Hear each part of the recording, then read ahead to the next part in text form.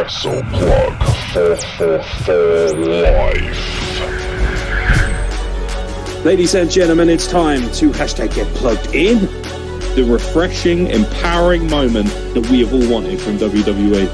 It's like ordering a medium pizza and then turning up with an extra large and a bottle of Coke. What happens is these fucking people live in this fantasy land. Everyone got their shit in, everyone got each other over, everyone looked good, and made the industry look great.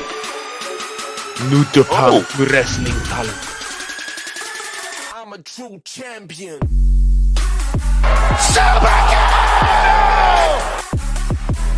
Mamma mia!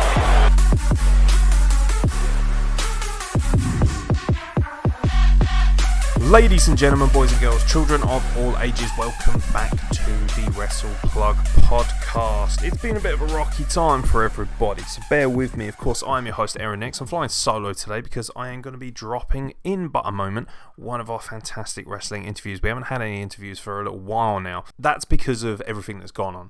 You know, the pandemic was difficult enough.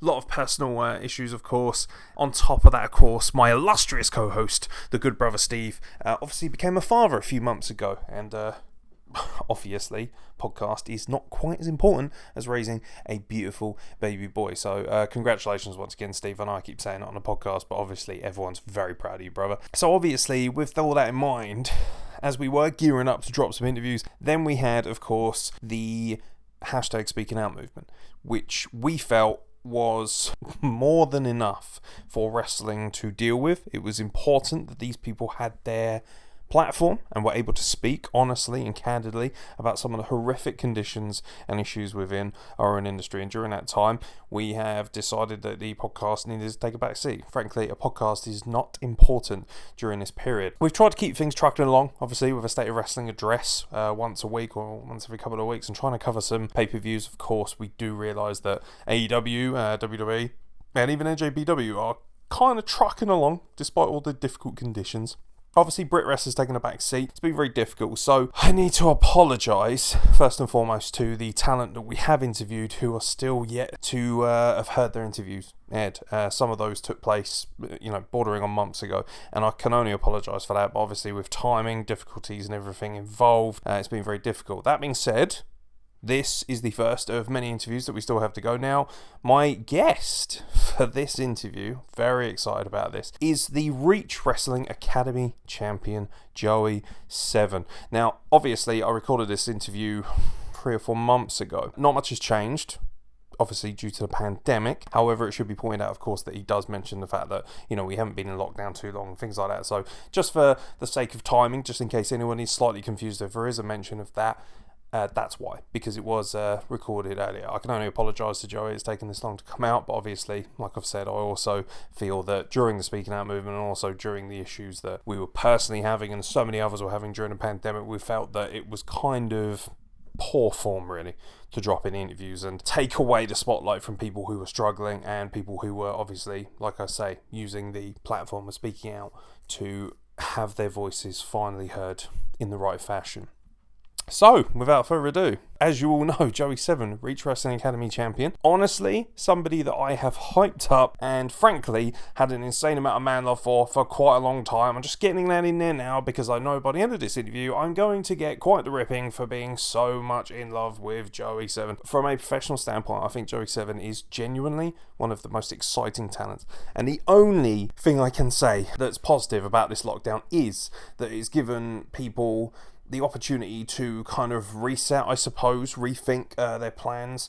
And when wrestling does come back, I think there's going to be a real freshness and a real excitement to see the honesty and the true talents, the real gentlemen and the real women of wrestling who deserve to be on this platform, hopefully, with all the scum, all the idiocy, all the stupidity removed. And I can honestly see this man, Joey Se7en, leading that charge. He is genuinely such an exciting talent. So enough of my fucking rabbiting on. It is time for my sit down with Reach Wrestling's Academy champion and future megastar of wrestling, Joey Se7en.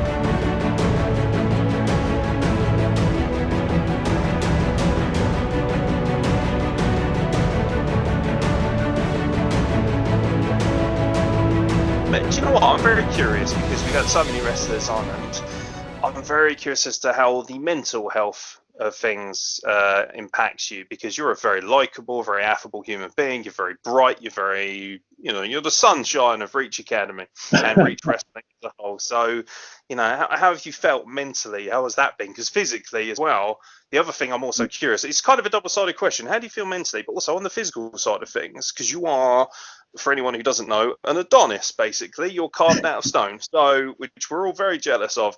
How's that been, keeping that going? Has fitness been okay, or has there been challenges because of the situation going on right now? Yeah, I mean, there are challenges on both sides. To be honest, I think you learn what keeps you well. You learn what makes you healthy. And for me, I just know that I can't, I have to stay active. I have to, have a challenge, have a project, have something to sort of work towards, which is why my house and my yard and my garden and everything are looking immaculate, because they're all freshly painted and jet washed, and I'm currently building a deck. So yeah, that's how I stay on top of things mental health wise. And yeah, physically, it's got its challenges. I mean, obviously all the gyms are shut. I've got a few resistance bands, a few little weights that I'm just doing my best, really. Literally the week before lockdown, I adopted a retired greyhound, thinking that, it would be a nice bit. Obviously, I didn't know lockdown was coming, but generally it would be a nice bit of company. And then it worked out pretty good timing, because a week later it's been literally just me and him. So yeah, I've been getting out for loads of walks. I try and do sort of 5-6 miles a day and do some hill sprints and such. I think like everybody doing what I can, really. It's the fact that you've adopted a dog on top of everything else, like Joey Se7en, like the most beautiful man in Reach Wrestling. He is everybody's Superman, and he adopts dogs as well. Like, it's like, Jesus, leave a little bit for the rest of us, will ya? Killing it. Fair play to you, sir. What was your dog's name? He's called Gary. Gary. Awesome. Yeah, Gary the Greyhound. He was called Gary when I went to the rescue centre, and when I adopted him, they said, "Would you like to change his name?" And I thought, Gary's good enough for me. I was going to say, because we do word association on this podcast, and I was going to ask dogs or cats, but of course that's one that we don't need to worry about now. Well, I'd assume you're a dog lover, but yeah. Have you just completely running it off as a tangent? Have you always been a big fan have you had dogs before, or is this your first dog? This is the first dog that I've owned myself. I've sort of, had dogs growing up. This is the first dog. And I've been thinking about getting a dog for a while, and you sort of toss up whether it's best to get a puppy or rescue something. Yeah, I've got a nephew that's not particularly old, so I was kind of edging towards getting a puppy, just for kind of, security's sake. But I went to the rescue centre and met Big G, and that was it, really. Love at first sight. So, so that's how that kind of went down. Yeah, I'm not a huge cat fan, to be honest. I actually adopted a cat before, years ago, and he was just a bit of an idiot. We just didn't. I wasn't particularly keen on him. He didn't really like me. Yeah, and he made it abundantly clear that he would rather live in the house himself without me. Except, you come down. Your alarm would go off. You come down in the morning. You're sort of rubbing your eyes. You're making your first coffee of the day, and he was just almost sort of there staring at me like, "Food, please. I'm hungry. In your own time, pal." And I just, bad attitude. Bad attitude. Very much the heels of the animal world. Really are.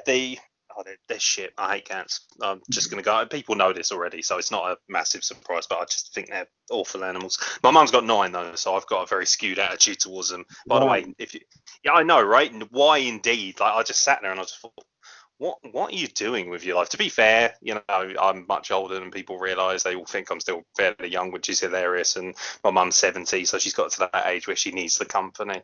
Plus, especially now, it's probably quite a benefit, really, because she can't leave the house, bless her. And obviously, I can't go and visit her because, God forbid. So, how much company does anybody need? I mean, I probably wouldn't say that I've got 9 friends. She's got 9 cats. That's unbelievable. Yeah, but you do have 9 million followers, essentially. You are basically the Gerard Butler of this. Like, I reckon your mum's got more cats than I've got followers. That's that's alarming to me, but that's something that we're here to kind of try and change. So ideally, if you're not a cat, please follow our good friend Joey Se7en on the Twitter, and we'll plug social media a bit later. Let's talk about Ridge Academy, man. Let's delve into it a little bit. You're considered the face of it, but like I ask everybody else, now it's a little bit different for you because you are seen as the guy who helps pick everybody else up. You are very much the engine room for a lot of people of Reach Wrestling, and I'm sure you're very humble and probably will disagree or whatever it may be. But that's kind of the perspective that a lot of us get. Is there a little bit more pressure, or is it something that you just thrive on? You've always kind of enjoyed being that guy who's the go-to guy because everybody sees you as that guy. No, I do really like kind of being that the person that people can come to if they need anything. And, I'll do anything that I can to help. I don't know, really. I mean, we look at ourselves differently to sort of other people look at us. It's hard to sort of see me in that sort of position. Yeah, but I think one of the times that I do notice it is, say that I've got an academy show on one day and then a general show on the next day. That's when it's really obvious to me that my role is really different. Because, on the academy show, it's kind of, I know that kind of people are kind of looking to me to carry it to some extent. I'm the champion, I'll be in the main event, I'm on the poster. It's kind of my responsibility to kind of, keep that ball rolling, I guess. And then the next day I can be working with somebody that's been working for 20 years and, it's kind of the responsibility's taken off my shoulders. But then comes a different pressure. It's not, one's no sort of better or worse or easier or harder than the other. It's just really different. And I guess that I'm really lucky that I've been in both of those positions, I was going to ask you, how big's the leap between going from, because obviously they now tend to run the academy shows concurrent with the main shows, but I don't really see any kind of difference in the quality, at least, which is testament to you guys. But is there a big leap in the mentality and everything? So, because you've obviously had the ability to work an academy show and then the next day go into a more, shall we say, main roster thing, whatever you want to call it. I mean, I equate Reach Academy Wrestling to NXT, and I equate the main roster to like a Raw or SmackDown. They're just very different kind of stars, but ultimately they both deliver in a large amount in terms of quality and entertainment. How's it differ? Do you feel like you're in an entirely different world the following day?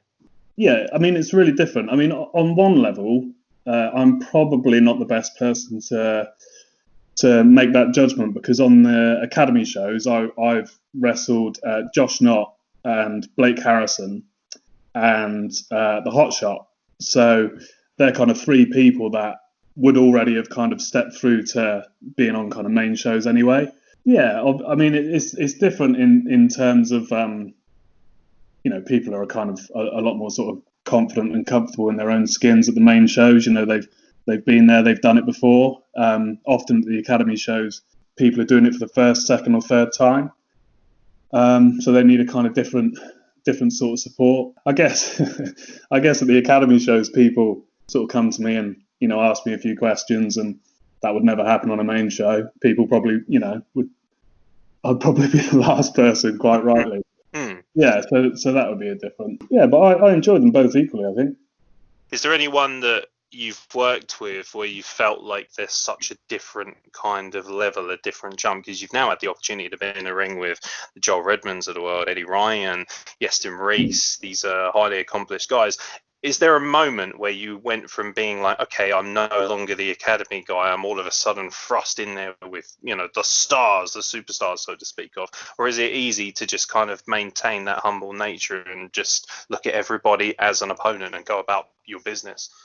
No, I mean, there's been lots of those moments along the way, definitely. I couldn't believe when I had my first match and what that ended up being. And then I couldn't quite believe, how sort of quickly things snowballed for me after that, and how I then started, working the sort of the camps through the summer, and I'd only had sort of 3 or 4 matches, and I was, on these loops with some of the best wrestlers around. Yeah, wrestling a few people on the main shows, it kind of, you have to take a step back. And then probably as far as sort of high profile people, the show at Tavistock, myself and Eddie Ryan with Yestin Reese and Joel Redmond. I think the main difference is kind of all of the little things. I've watched the Tavistock show. Sorry, not the anniversary show, the homecoming show at Tavistock. A few times, and just I try and just pick up all of the little things. And for example, Eddie tags me in, and we go to both shoot Joel off the ropes. And instead of just letting us grab hold of him and shoot him off the ropes, he's trying to fight to loosen our grip and get out of it. Just just the little touches that make it look more legit and make it just a better visual. I think one of the things that is most surprising is when you start learning to wrestle, you think you'll be learning how to do the moves and the physical side of things, but that's the easiest part. What's hard to learn is all of the bits in between the moves and the little details that make good great. Yeah, so I think that's the difference. Take me back to that moment when you sort of first got the call up, when you first got told, right, we're going to give Joey Se7en an opportunity. Is it fair to say you would be the first kind of graduate from that academy? Yeah, I was, yeah. And I was the last person to start as well. So I'm not sure that... Well, that's just unfair. Maybe the most popular, or one of the last people. Yeah, so I think I started training in October and debuted in the following April or May. Yeah, but to be honest, it wasn't meant to happen like that. I got a message from Jason and Grayson just saying, you've got boots, right? And I said, yeah, I've got some boots. And they're like, cool, you debut tomorrow? I was just like, oh, okay. And you kind of assume that they'd have something planned for you just to, ease you in, or you'd kind of be working with somebody that you know. But I was in a tag match with it was me, Lucian Phillips, and Bino against Brendan White, Charlie Sterling, Lance Cole, and Josh Knott. Did I say Josh Knott? Yeah. Yeah. So I mean, I didn't really have a lot of time to get nervous, and obviously I was super excited and kind of honoured that they thought that that was something that they could throw me into. Yeah, so that was how it happened. Take me to that debut match. You're surrounded by, Charlie Sterling. I didn't even get a chance to mention how insanely talented that guy is. You're thrown in there. Josh Knott, I don't think people really appreciate, especially guys listening to us. We've had people like Chuck Mambo and TK Cooper and those kind of guys on, and they seem to have, they might have captured a lot more of the limelight, but there's a reason that people like Josh Knott continue to keep coming back because of just how insanely talented he is. What's that debut match like? Brendan White as well, somebody who's just broken out again after all the things that he's gone through. The nature of that debut, you don't strike me as somebody who gets that nervous. You don't strike me as somebody who panics. You tend to have a very free-flowing attitude. Is there any point where you think, I've only been wrestling 6 months, lads, I shouldn't be here? Or do you just kind of go throw yourself in the deep end? It's nice to hear you say that, because at least I know that I've fooled one person into thinking that I'm always pretty cool. Yeah, no, I was super nervous, and it's I put pressure on myself. I've always expected the best of myself, and I've always put pressure on myself to be as good as I can be. Like whatever I set out to do, my goal is to be the best at it. I mean that's good and bad, but I just don't see the point of starting something to try and be sort of decent or mediocre at it. I don't understand it. In fact, when I was first starting, I won't tell you who it was, but I spoke to a wrestler and he kind of said, no, I'm happy kind of getting booked on local shows. And I just thought, why would you start something and not try and be the best you can be? I didn't understand that. So yeah, I expect a lot of myself, and that's why I get nervous. And also, I think people probably see my first year and kind of see it from the outside and think, oh, wow, what an amazing first year, and I don't know if they'd sort of be a bit envious or think that I'd maybe, had things sort of given to me too easily. But, I've had to learn this 3 times as quickly as anybody else. I haven't really had the typical start. I've really been thrown in. So as grateful as I am and as lucky as I am, and I know that I am, it's hard, So I do get nervous. But to be honest, 99% of the time, everybody's been, super cool to me. given me more than I deserve, treat me with more respect than I deserve in the sort of putting together of a match. Yeah, I'm sort of really grateful for how people have sort of behaved towards me. I was going to ask you, because it's obviously, debut out of the way, then you have this incredible, like you say, from the outside looking in, we saw this astonishing guy, this astonishing talent. Joey Se7en walks into a room and I can immediately go, that guy's a wrestler, definitely. It looks like he's going to murder somebody, but ultimately you're a generally nice person. At least you're fooling the world so far. Yeah. We're on to you.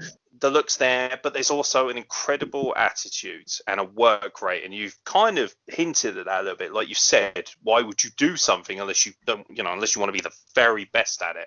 You obviously had this amazing year, but you also, a lot of people may not realize, you went and did the camps, the holiday circuits, which is crucial to really becoming a seasoned and well-rounded wrestler. I think that it's very hard for anyone to argue against that point, at least from my perspective.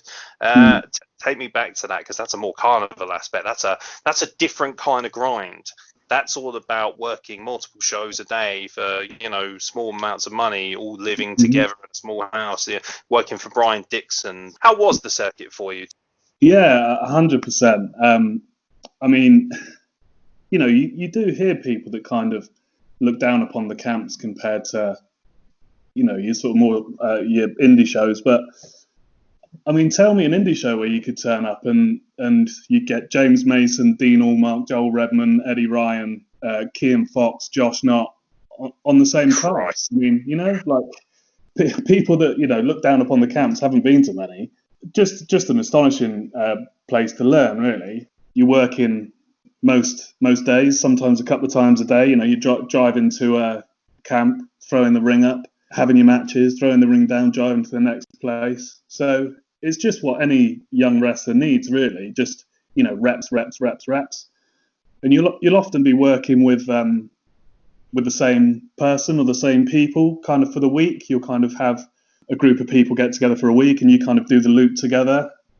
So it allows you sort of a break from thinking about your match and what you're going to do in the match, because you've worked with them sort of 2 or 3 times already that week, so you can kind of focus on the other side of things, listening to the crowd, your timing with the crowd, hearing what when they're ready for what part of the match, and that kind of thing. I think that's really what you get from the camps. And yeah, there was one incident in particular that I'm happy to go into, because I know the hilarious story. Well, now it's hilarious. It wasn't much fun at the time. Okay, so I think I just started on the camps. Now, bearing in mind, like when I arrived at the camps, I'd had 4 or 5 matches probably, and Kean Fox was running there. Kean Kelly was running there most of the loop of the loop that we were on, and he calls me just to catch up, see how things are going. And Joel was in the car, and Joel was going, "Oh, tell Joey to come along tomorrow." And Kean goes, "Oh, Joel wants you to come along tomorrow. He must like you." And I just hear a voice going, "I won't go that far." So he goes, "Yeah, come along tomorrow." So so I turn up, and because I wasn't sort of supposed to be on this show, and this was in Exmouth, and I arrive and they say that I'm in a 6-man tag, and it's me, Joel, Eddie Ryan against Josh Knott, Big Jim Diehard, and Bronson, guy that wrestles Bronson. I've forgotten his first name. I know Bronson, yeah, very good. Yeah, really like Bronson. Yeah, great, really good. So I kind of start, trying to kind of soak up the plan. What's the plan today? And whoever I went to, they just said, "Oh, Joel's got the match." So I'd go up to Joel. "Okay, mate, what are we doing today?" "Don't worry, mate, I've got the match." And then we started getting changed, and Joel started saying, "There are loads of wrestlers, loads of people can wrestle, but there aren't enough workers in the business." And he said, "A worker is somebody that can just work on the fly, just let it happen. If everything falls to pieces in front of him, he can rescue it. That's a worker." And as he was saying this, I was thinking, I'm in trouble. This isn't going to be a good day. So we were kind of putting up the ring, and we were getting changed, and I was kind of following Joel around just to see if, because he had the match, to see if he was going to sort of share any of it with me. But for example, he walked up to Big Jim Diehard, and Right, Jim, me and you'll start. Do you remember the start that we did in So-and-so last week? Yeah, I think so. Okay, cool, that'll be the start. No good to me, I wasn't there, right? So this carries on until I go, Joel, who's going to be in the ring when I get tagged in? And he goes, Josh will be in the ring. So I think, oh, cool. Me and Josh are sort of mates at this point. We're good mates now, but we were sort of mates, getting to know each other at that point. And Josh, I thought, Josh is too nice. He won't do this to me. So I went and found Josh and I said, mate, it's going to be me and you. We're going to do a bit. Let's put a little something together. So Josh does, okay, we'll do this and this and this, and then I'll stop you and then fight back and tag Eddie in. I was like, cool, okay. So at least I had a little bit, right? I didn't know who was winning and losing. I didn't know what the finish was, but at least I knew who would be in the ring when I got in the ring, and at least a few little things. And then Joel goes out to have a singles match before, and he goes, right, I want you and Eddie to run out, and then we're going to do a promo and set up the 6-man tag, which is what I was in the second half. So I said, when do you need me to run out? It's all right, just follow Eddie. Okay. Eddie, when are we going to run out? Oh, don't worry, it'll be obvious. Okay, cheers, everyone.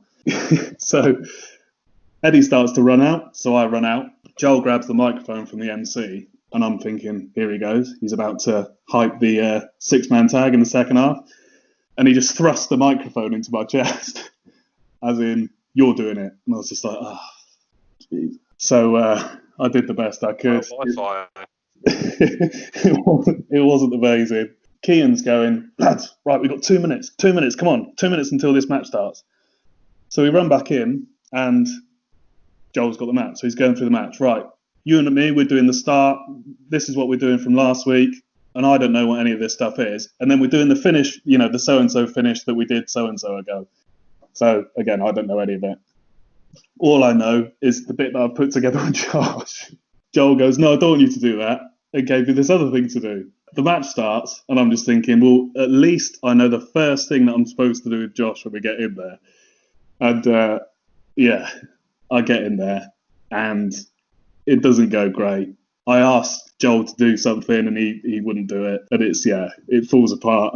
I kind of do what I can to salvage it and get out. And then I'm on the side of the ring with Eddie, and I'm going, right, what's the next bit? And he said, right, just when I go in, just follow me in, and there's a couple of bits to do, and then we've got to take a big double clothesline from Big Jim. So I was like, okay. So we do what we need to do, and then we're both feeding in, and I'm expected to take this big double clothesline from Big Jim Diehard. And at this point, Eddie grabs my arm and says, we're going to clothesline him. So I'm like, okay. So I sort of start to throw, from waiting to take a bump, I start to throw my weight forward.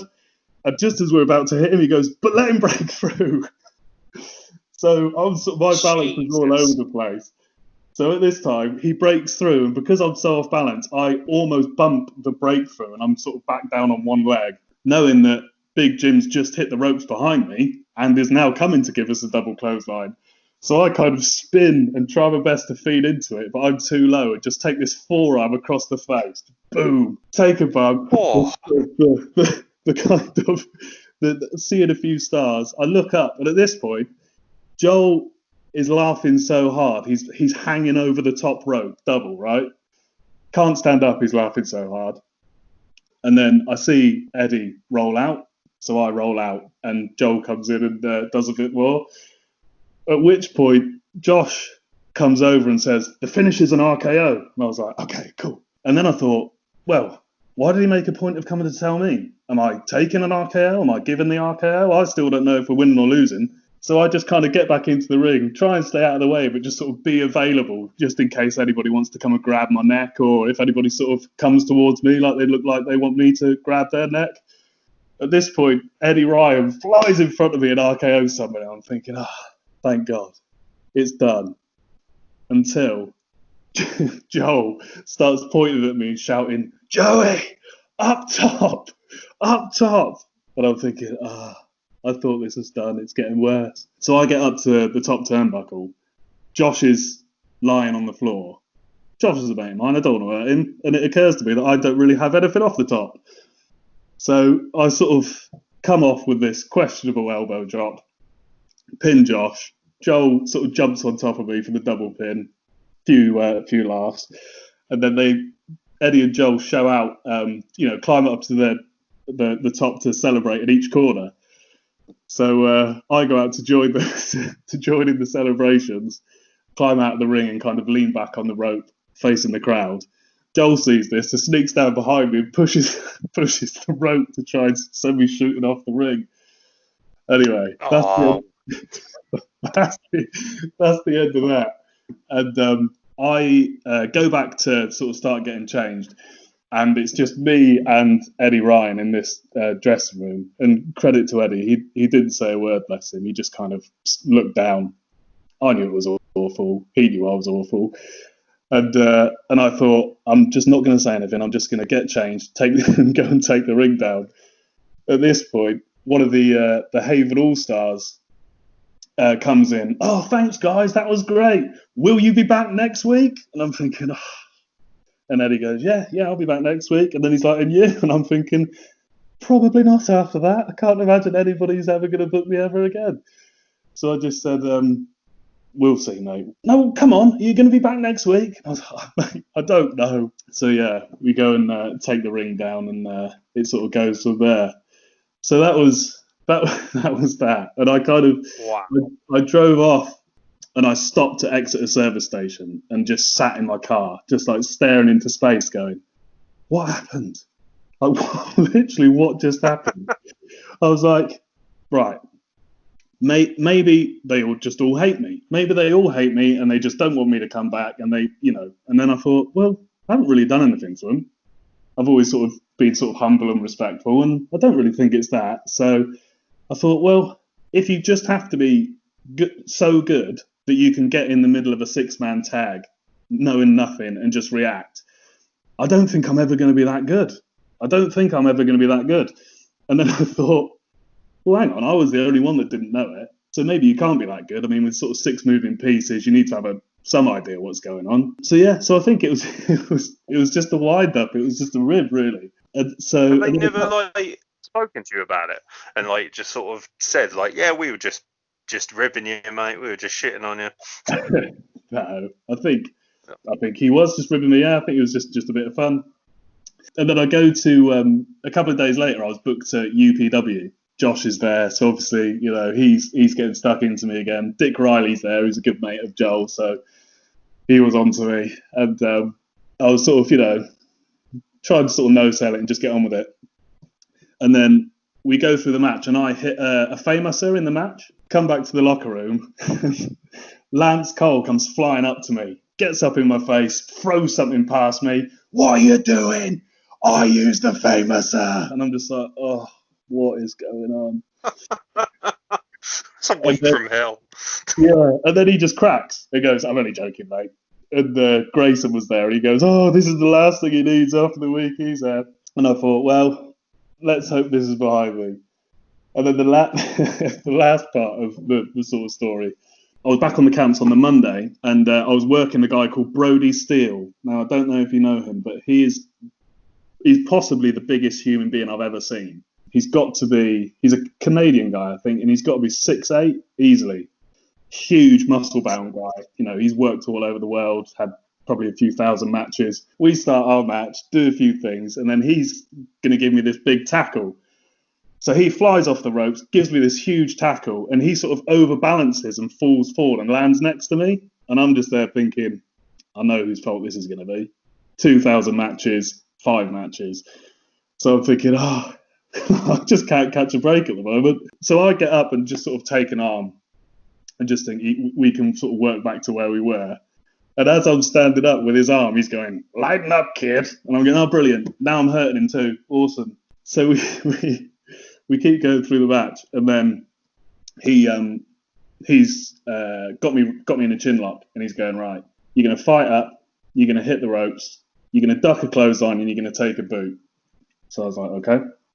So I fight up, hit the ropes, and I'm flying, and I go to duck this clothesline, but he forgets to throw and just kicks my head off my shoulders. Just goes straight to the boot. Whoa. Yeah.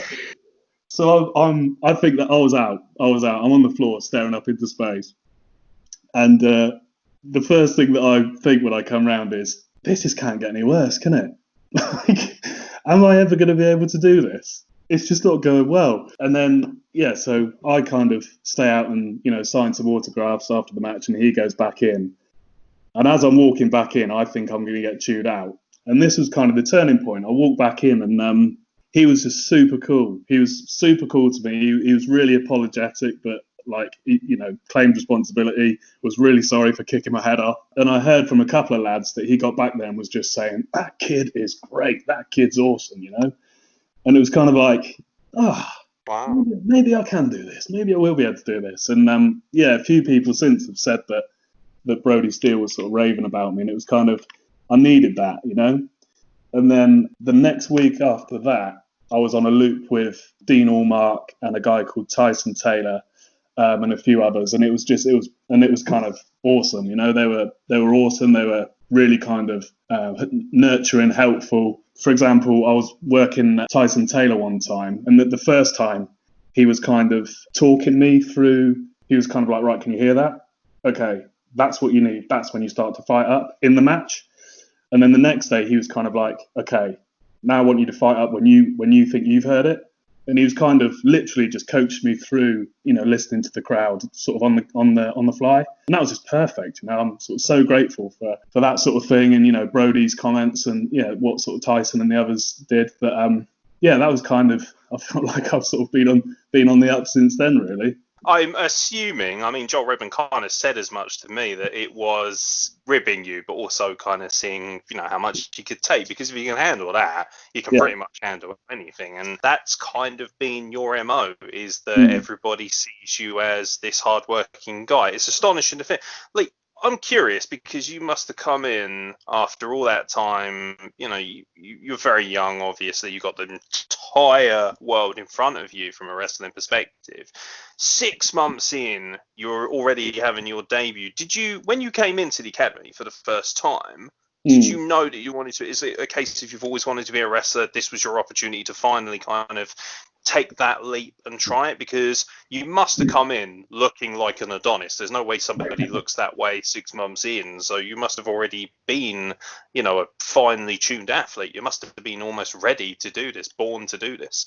Oh, that's very kind of you. The first time that I saw wrestling was, I was super young. And I got a tape of WrestleMania 9.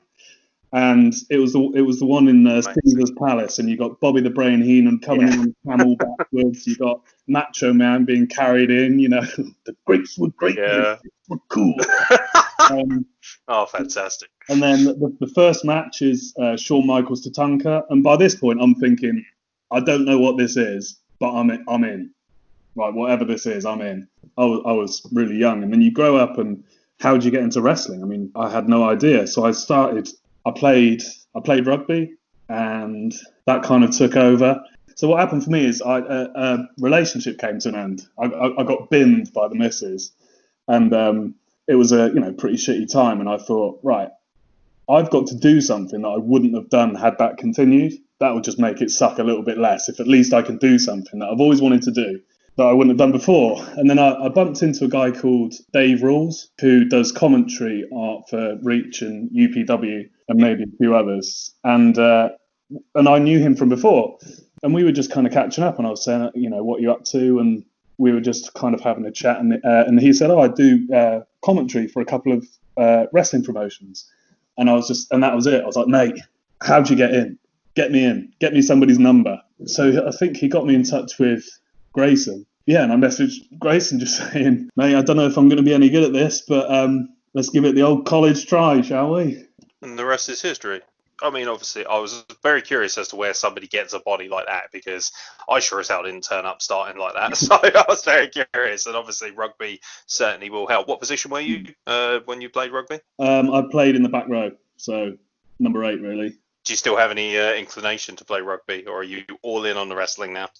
Yeah, completely all in. Yeah, I've played rugby for a number of years, and then I broke my leg, and then around that time, I had a bit of time out, and then I came back to play rugby, and I wasn't as good as I was before, and I thought, why would I do something that I used to be better at when I can start something else that I can try and be better at than I was before? So, yeah, that's what happened. So you've made your debut, you've had the ribbon of a lifetime, the ultimate troll. But I just say as well, just if they are listening, that seems like a lot of effort for a troll. I would have been exhausted by like after the first couple of days. Or that'll do me.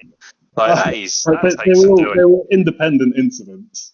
Yeah, they're all like, well, you say that, but you never know. Like, conspiracy theorists are sitting there right now thinking these all align very suspiciously. Yeah. So now, we fast forward and you are going in for the first ever Academy Championship. Now, just as a side note, by the way, that belt looks nicer than any other belt. And I have to really point out the fact that as well, that the other title kind of fell apart a little bit at one of the shows, which I thought was very amusing. And then cut Eddie Ryan's forehead open. Yeah, I know, right? Like, just as if anything, at least you didn't do it, so he can't hold that against you as well, to be fair. So there is that plus. But tell you what, what's that like? Not only having the match, being a part of that. Like, for me, I wouldn't say that it would be the be all and end all, but I definitely would hold it to my heart that I had been in the first ever match to decide the champion, let alone win it. You get to represent the Academy at the forefront in their very first kind of endeavor as a company of their own, as this kind of side product, this, developmental brand, so to speak. Take me back to the day when you won the belt and what that kind of means to you personally. Yeah, I mean, that was awesome. I think, me and Grayson and Jason are really, really good mates. And it's just really nice for somebody to sort of say to you, you're the person that I want to kind of base this around for a while. You're the person that I want sort of people to see when they kind of look in at Reach Academy and Reach Wrestling. And that's awesome, and it's really important to kind of take these little tokens of recognition, because there's going to be a lot of times where it's not great and it's hard, and you're going to sort of worry if wonder if you're ever going to be any good at it. So it's really important to take them.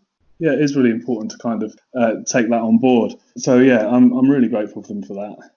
What's really interesting about you, I don't know anybody really in wrestling who doesn't have some kind of mortal enemy. Every superhero needs their villain. You are, maybe I'm just not, seeing between the lines as much, but you don't seem to have like the ultimate villain. Maybe Blake Harrison. I know Blake Harrison is very keen to dethrone you, but you seem to just be the John Cena of Reach Wrestling in a way. But I hate using that term because I'm one of the few people who's not a huge fan of John Cena. But I equate you to him in the sense of like almost like, I know we've had a joke and said Superman is definitely who you should be in the future, but you could also go for Captain America.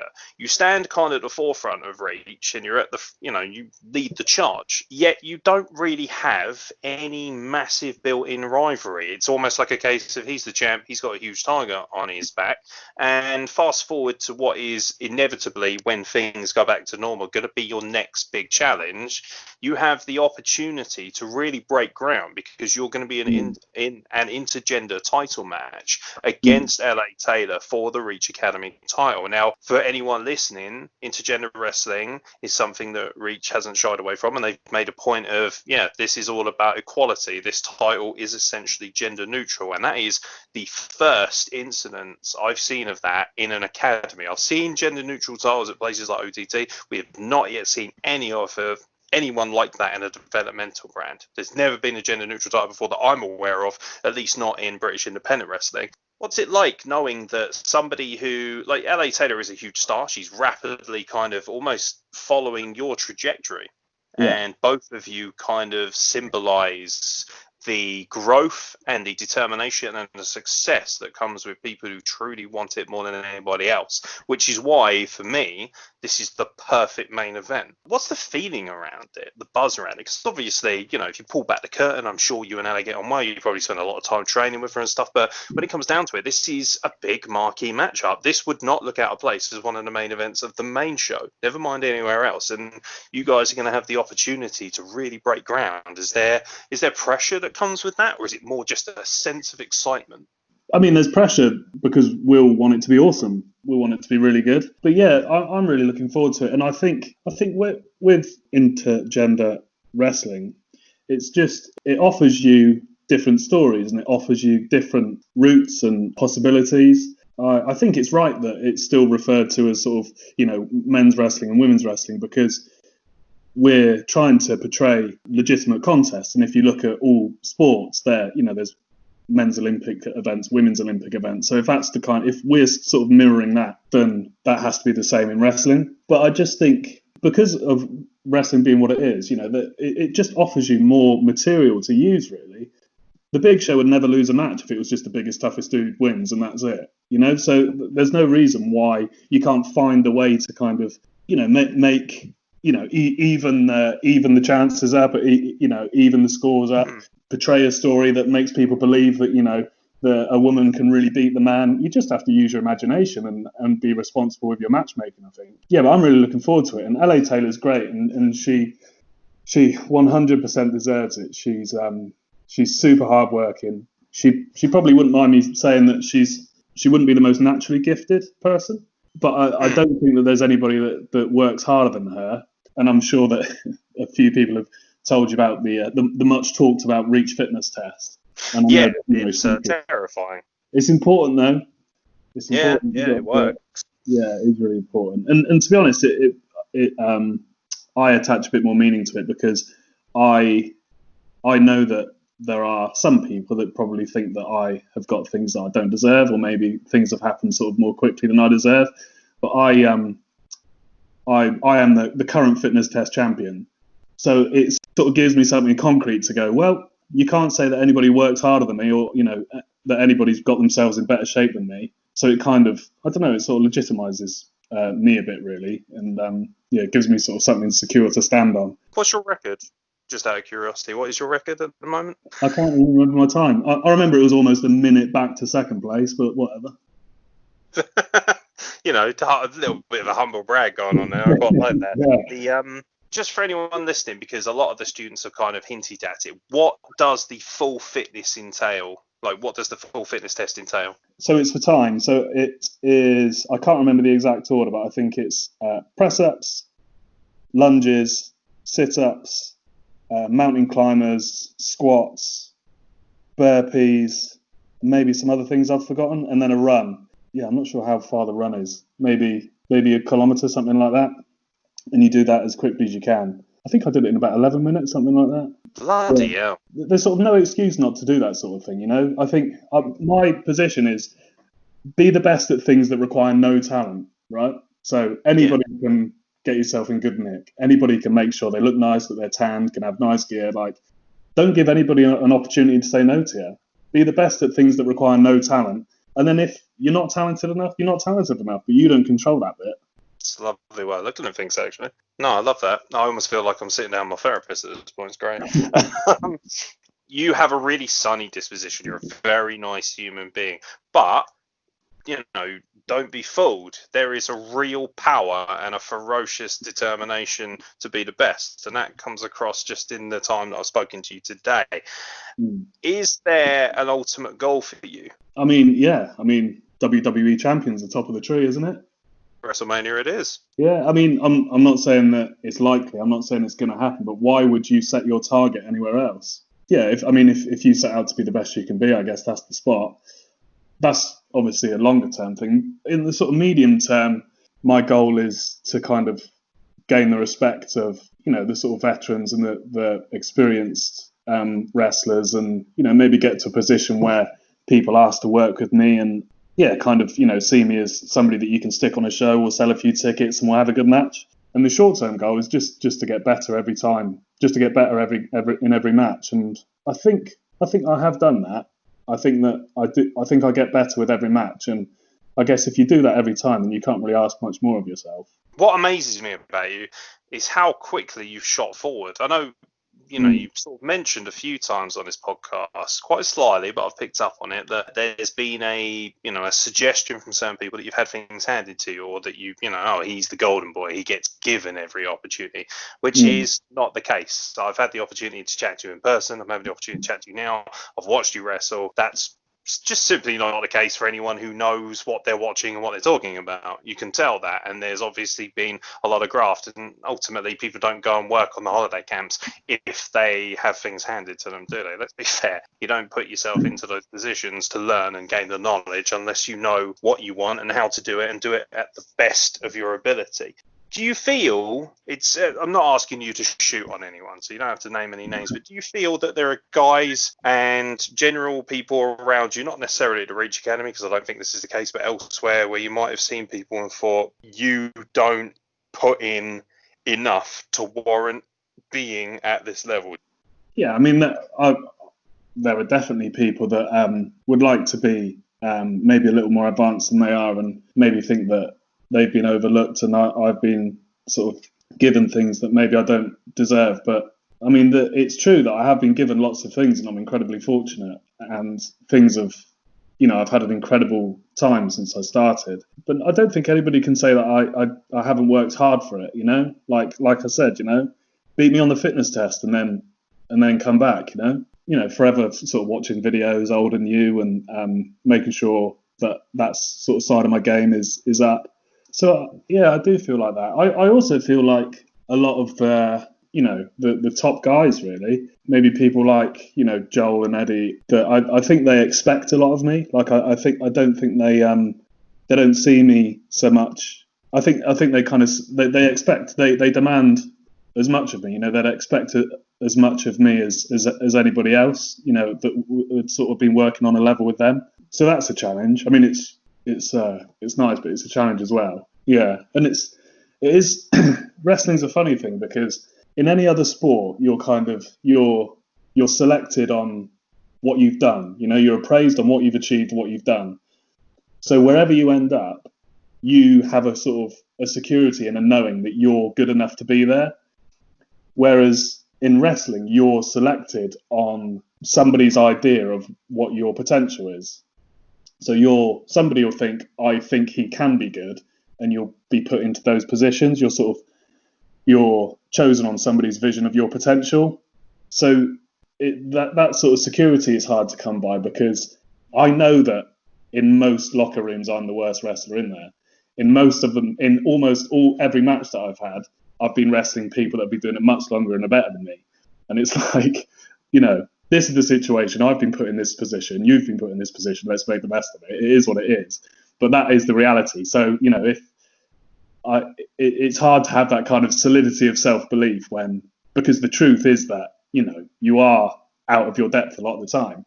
There's nothing else that prepares you for it. Like you mentioned sports, like I loved playing sport when I was younger, and at least with sport, like you say, you kind of get the merits before you get into the big time, or you get to a position. Everything, you're put there because you know for a fact, and people know for a fact, that you can achieve. With wrestling, they do take a punt on you every single time. And I think what's so cool about you is the fact that, obviously Reach has taken a punt on you, but there's a very good, I mean, for me, the biggest compliment I can give you is that whenever I see Joey Se7en now on the card, I expect that to just be a tour de force and a match of excellence, and for you to just look $1 million, because I just expect that from you, because that you've not given us anything else since you've started. And I love the fact that you've created a template for so many other people, and I'm sure other people have told you this, and if they haven't, well,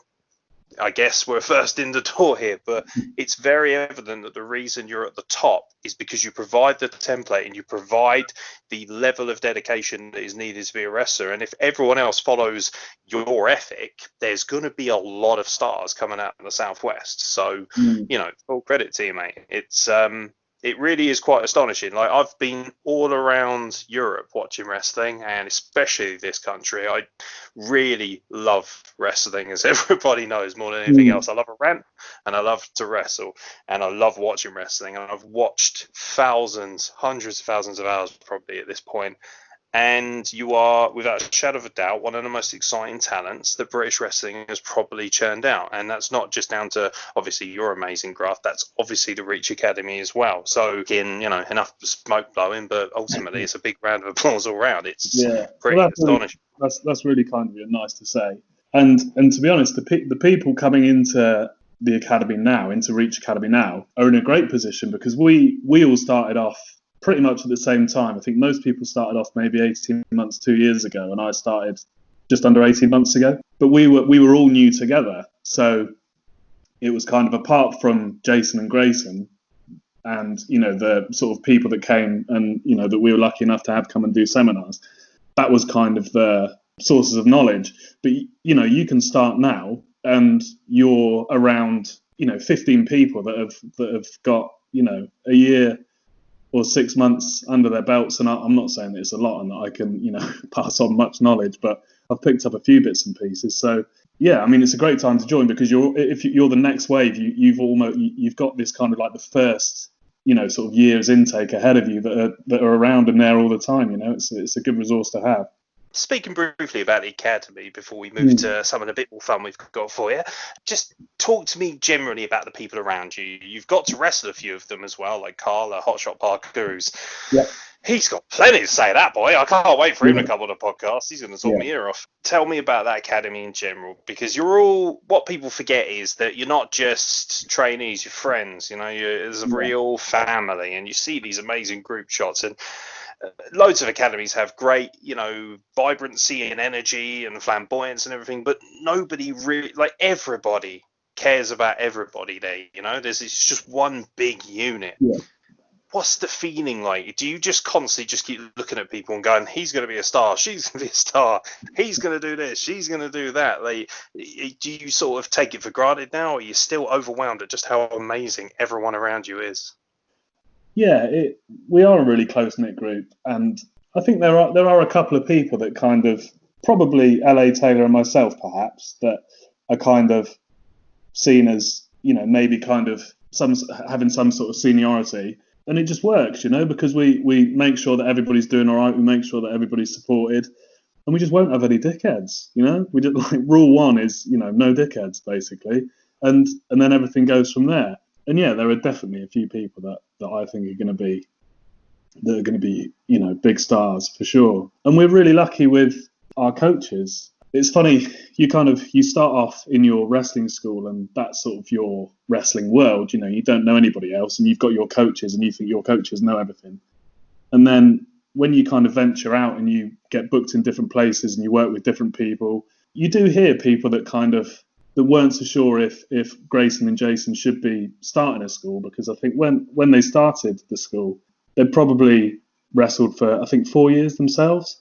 But, I have to say that they are a fantastic team, and they both bring really different things. And I think Grayson, he really knows what makes sense, and the matches that he puts together are good. I'd always go to him for a finish, or do you think this should go here? No, that doesn't really make sense there. And just, he's got a really good eye for detail as well, just in your execution of holds, reversals, moves. And he'll tell you if you're shit as well, which is important. And you've kind of got Jason, who I've never met anybody like Jason in my life. He's the sort of bloke that I don't know anybody that doesn't like him, and I can't think of any situation that wouldn't be improved for him being there. He's just got unbelievable energy, unbelievable positivity. He makes you feel like you can do anything, and he's just so enthusiastic about everything. It's unbelievable. He'll get an idea in his mind, and 2 seconds later he's got his top off and he's doing it at 100%. And I will say that what's made Reach Academy so successful is that family atmosphere. And that is 100% down to those two, particularly Jason in regards to the nurturing that atmosphere. But if the atmosphere and the family feeling is Reach Academy's biggest strength, then, credit goes to those two for it. Yeah, I give Jason an intolerable amount of ripping on this podcast, but the one thing, on a very serious note, he and Grayson have done an astonishing amount of work, and I do hear I have heard people say to me that those guys shouldn't be running a school. I'm like, well, proof's in the pudding, so shut your mouth. Just just look at them, just look at the talent, and you are just one of many in that respect. And I'd like to stick with the academy, because I've got something for you. Now, it's no surprise that you are desperate to be the next Superman, aren't you? You do want to be Clark Kent, aka Superman. You can pretend you don't, mate. You know it. You're tailor-made for it. So, seeing as you are basically everyone's resident superhero, my mum found me in that basket. Yeah, pretty much. I want to know. Okay, quick question before we get into this: what would be your kryptonite? Oh, Chips. Chips. Oh, Yeah, lovely. I think chips are the best food in the world. I don't. Oh, they're incredible. Yeah. Yeah. And they're just, absolutely amazing. Yeah. Well, as you can tell, you've met me. I like a chip. I like it. And there's endless varieties, isn't there? That all offer you something different. So there's like fast food chips, pub chips, homemade chips, Chinese restaurant chips. There's so many chips, mate. Yeah. Oh, mate, the Chinese chips with the barbecue sauce, there's nothing like it. We'll wrap it up now for you because I've taken up enough of your time. But one thing I wanted to ask you is there anything you'd like to say to your fellow trainees? Because the fans know how amazing you are. They always have the opportunity to approach you. You are literally one of the most approachable wrestlers I've ever known.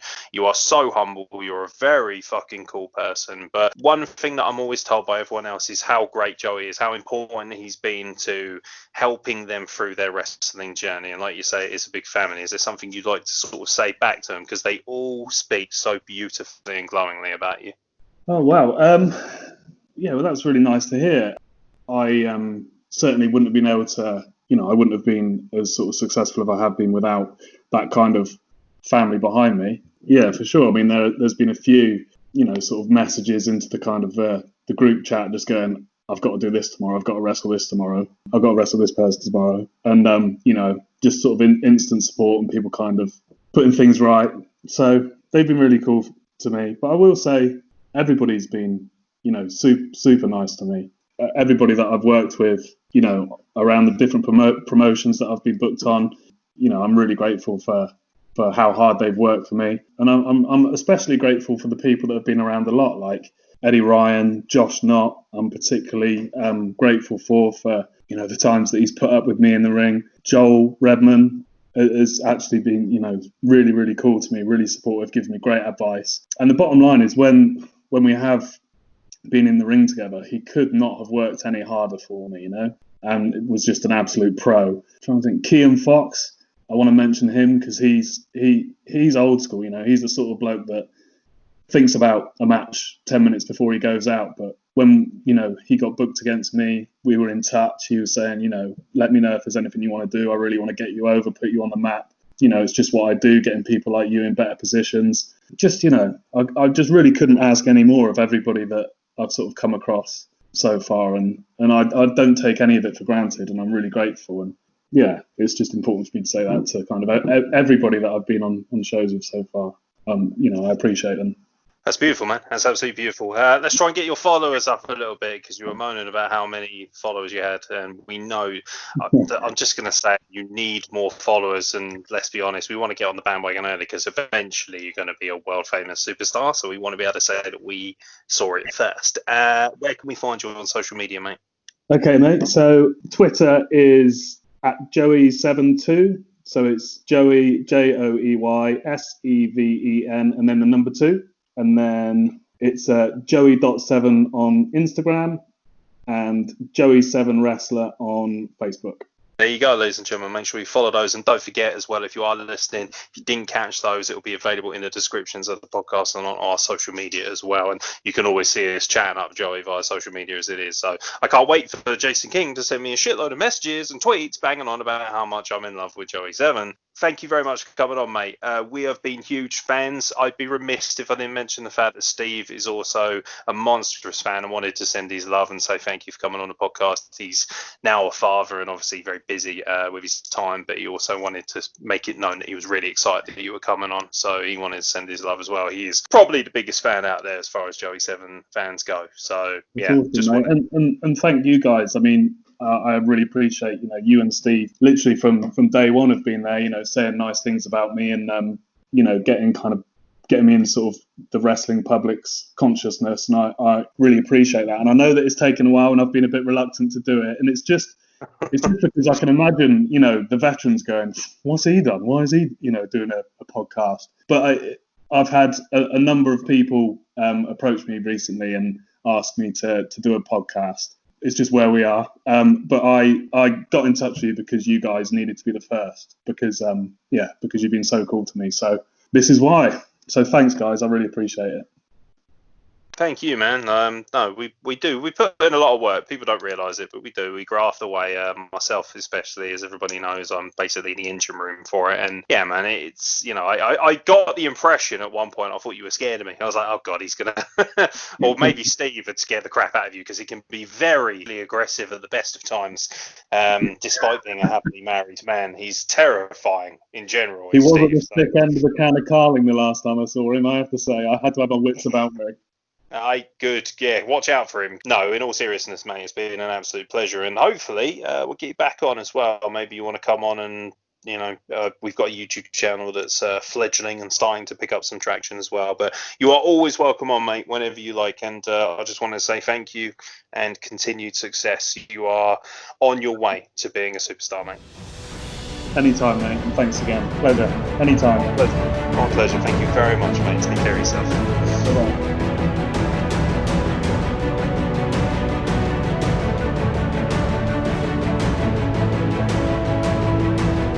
There you go, ladies and gentlemen, a fantastic hour of conversation with Joey Se7en. I really hope we can get the man back on soon. Apologies once again to Joey and to everyone who was listening. Of course, that interview did take place a while ago, and I'm sorry it took so long to come out. I can only apologise until I'm blue in the face. But hey, better late than never. And very excited to have had Joey on. I'm very privileged and very grateful that he deemed us the podcast that he wanted to speak to first, and we have spent a lot of time talking about how special this guy is. I believe that, and it goes without saying, and I'd just like to echo the points, of course, of how proud and how incredibly impressed I am with Reach Wrestling as a whole. There are a lot of people out there, and I'd like people to just take a moment to check in and listen to this. There's a lot of people out there who are disenfranchised, disgusted, disappointed with the way BritWres has been and all the accusations that have come out, the truths, the stories, everything that's come out about this business. We've always known it's been a tough business. We've always known it's been a bit grimy at times, a bit carny. And it is, it goes without saying, it's been very disappointing. Reach Wrestling, as far as I am fully aware and as far as I know, because I have been very blessed to speak to pretty much everyone involved in that company, has been at the forefront of how to do wrestling properly, how to manage themselves properly, how to deal with the business the correct way. And Joey Se7en epitomises that, and that is why he's the Reach Academy champion. That's why one day him and LA Taylor, two of the most exciting prospects I think we have ever seen in British wrestling, will come to the forefront. And, I've seen a lot of people saying that they don't want to come back to Brit Wrestling and whatever, and everyone's entitled to their opinion, of course. And if you believe that the business is too sullied to return to, I fully understand that. But please, if you do have any doubts, Reach Wrestling is a place that you really should be checking out. I know it's a little bit of extra travel getting down to Plymouth, Exeter, Tavistock, wherever they may be doing their shows, but they do their shows properly. Their audience is fantastic. It's a very safe audience. I've never felt unsafe attending a show in the Southwest, and most importantly at Reach Wrestling, who frankly are easily the leading voice, the leading beacon of British independent wrestling down in the Southwest. I think they've done an incredible job. I think Jason and Grayson especially deserve a lot of credit, and I've seen some people foaming at the mouth to get back to Progress and get back to places like Rev Pro, companies who frankly haven't shone a good light on themselves, never mind all the accusations that have been thrown at them. I would like people to honestly, instead of just running back to these companies at the first opportunity just based on their old times and reputations, I would like them to seriously spare a thought and take some time to genuinely think about attending a Reach Wrestling show once things get back to normal. So anyway, that's all I really wanted to say. Of course, I've been Aaron Nix, ladies and gentlemen. Of course, you can get at me on Instagram at Aaron Nix Design. Aaron is spelled A-E-R-O-N. At Aaron Nix Design. Nix is N-I-X as well. You can check out all my artwork, and if you need any commissions or anything like that, you are welcome to contact me. But please, first and foremost, check out Joey Se7en's social media, which of course will be in the descriptions of this podcast if you did miss it. And most importantly, check out Outreach Wrestling as well on Twitter and Instagram and Facebook, because they're always very interactive. One thing I really love about those guys as well is always talking to the fans and always being, as far as I know, incredibly candid and incredibly honest.